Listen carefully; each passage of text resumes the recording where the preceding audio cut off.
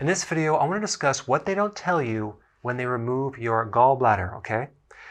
When they remove the gallbladder, you will eventually have what's called a bile deficiency, okay?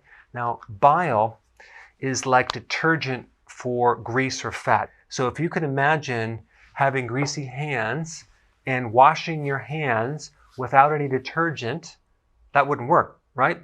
So trying to eat food without something to break the food down, especially the fats, it's not going to break down fully. So we're going to have an incomplete digestion of fat and essential fatty acids, like omega-3 fatty acids, which are very important for nerve, brain, eyes, heart, and fat-soluble vitamins, vitamin A, D, E, and K. So eventually you could become deficient in those because you don't have a gallbladder, and so you're not going to have the concentrated bile in there anymore. It's just going to trickle down from the liver. So we have a constant drip, and that can affect you in very many ways, like increased risk for a fatty liver, because bile is necessary to break down cholesterol, okay, and fats. So your risk goes up with a fatty liver, unless you change your diet. You can have diarrhea or constipation depending on how much bile is coming out. If too much is coming out, you're going to have diarrhea or anal leakage. Okay? If not enough is trickling out, you can have constipation because bile really interacts with the microbes. It also acts to lubricate the colon.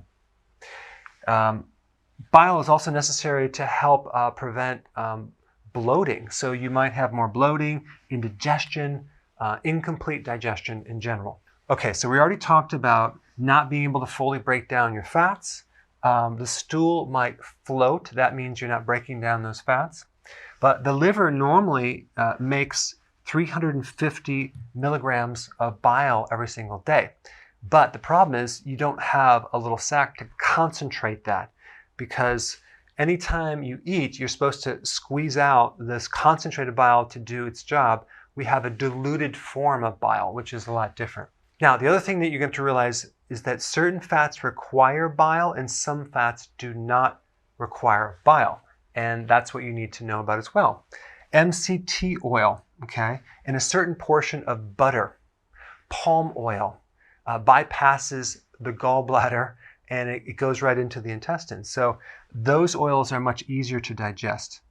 Avocado oil, olive oil, nuts, nut oils, saturated fats, they need bile to break it down. So just realize that if you consume these fats only and none of these fats, you might find a lot of problems with digestion. So you might want to shift some of the fats that you're consuming. But you also need to consume omega-3 fatty acids. That's really, really important. That has something called DHA and EPA. Cod liver oil gives you a good amount, so that's a really important thing. I would also recommend watching my video, I put a link down below, of all the things that will help output bile from your liver, okay? And you probably even want to get a bile salt supplement to help you. All right, thanks for watching. So I want to know about what you think about this video. So please comment below and tell me what you think.